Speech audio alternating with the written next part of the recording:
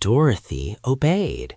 She ran at once behind the Nome King, who was still trying to free his eyes from the egg, and in a twinkling she had unbuckled his splendid jeweled belt and carried it away with her to her place beside the tiger and lion, where, because she did not know what else to do with it, she fastened it around her own slim waist. Just then the chief steward rushed in with a sponge and a bowl of water and began mopping away the broken eggs from his master's face. In a few minutes, and while all the party stood looking on, the king regained the use of his eyes, and the first thing he did was to glare wickedly upon the scarecrow and exclaim, "I'll make you suffer for this, you hay-stuffed dummy. Don't you know eggs are poison to gnomes?" "Really," said the scarecrow, "they don't seem to agree with you, although I wonder why." "They were strictly fresh and above suspicion," said Billina. "You ought to be glad to get them." "I'll transform you all into scorpions," cried the king angrily, and began waving his arms and muttering magic words. But none of the people became scorpions, so the king stopped and looked at them in surprise. "What's wrong?" he asked. "Why, you are not wearing your magic belt," replied the chief steward, after looking the king over carefully. "Where is it? What have you done with it?" The Nome King clapped his hand to his waist, and his rock-colored face turned white as chalk. "It's gone," he cried helplessly. "It's gone, and I am ruined." Dorothy now stepped forward and said, "Royal Ozma, and you, Queen of Ev, I welcome you and your people back to the land of the living. Billina has saved you from your troubles, and now we will leave this dreadful place and return to Ev as soon as possible." While the child spoke, they could all see that she wore the magic belt, and a great cheer went up from all her friends, which was led by the voices of the scarecrow and the private. But the Nome King did not join them. He crept back onto his throne like a whipped dog and lay there bitterly bemoaning his defeat. "But we have not yet found my faithful follower, the Tin Woodman," said Ozma to Dorothy, "and without him I do not wish to go away." "Nor I," replied Dorothy quickly. "Wasn't he in the palace?" "He must be there," said Billina, "but I had no clue to guide me in guessing the Tin Woodman, so I must have missed him." "We will go back into the room," said Dorothy. "This magic belt, I am sure, will help us to find our dear old friend." So she re-entered the palace, the doors of which still stood open, and everyone followed her except the Nome King, the Queen of Ev, and Prince Ev. The mother had taken the little prince in her lap and was fondling and kissing him lovingly, for he was her youngest born. But the others went with Dorothy, and when she came to the middle of the first room, the girl waved her hand as she had seen the king do, and commanded the Tin Woodman, whatever form he might then have, to resume his proper shape. No result followed this attempt, so Dorothy went into another room and repeated it, and so through all the rooms of the palace. Yet the Tin Woodman did not appear to them, nor could they imagine which among the thousands of ornaments was their transformed friend. Sadly, they returned to the throne room, where the king, seeing that they had met with failure, jeered at Dorothy, saying, "You do not know how to use my belt, so it is of no use to you. Give it back to me, and I will let you go free, you and all the people who came with you. As for the royal family of Ev, they are my slaves and shall remain here." "I shall keep the belt," said Dorothy. "But how can you escape without my consent?" asked the king. "Easily enough," answered the girl. "All we need to do is to walk out the way that we came in." "Oh, that's all, is it?" sneered the king. "Well, where is the passage through which you entered this room?" They all looked around but could not discover the place, for it had long since been closed. Dorothy, however, would not be dismayed. She waved her hand toward the seemingly solid wall of the cavern and said, "I command the passage to open." Instantly the order was obeyed. The opening appeared and the passage lay plainly before them. The king was amazed and all the others overjoyed. "Why then, if the belt obeys you, were we unable to discover the Tin Woodman?" asked Ozma. "I can't imagine," said Dorothy. "See here, girl," proposed the king eagerly.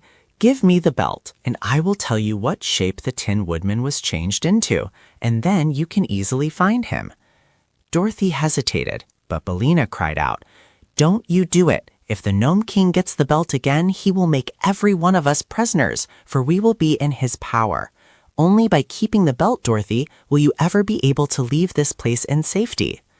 "I think that is true," said the Scarecrow, "but I have another idea, due to my excellent brains. Let Dorothy transform the king into a goose egg, unless he agrees to go into the palace and bring out to us the ornament which is our friend Nick Chopper, the Tin Woodman." "A goose egg," echoed the horrified king. "How dreadful!" "Well, a goose egg you will be unless you go and fetch us the ornament we want," declared Billina with a joyful chuckle. "You can see for yourself that Dorothy is able to use the magic belt all right," added the Scarecrow. The Nome King thought it over and finally consented, for he did not want to be a goose egg.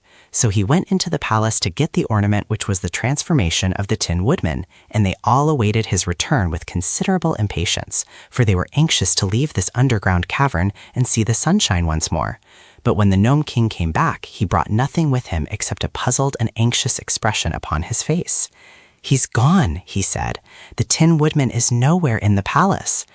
"Are you sure?" asked Ozma sternly.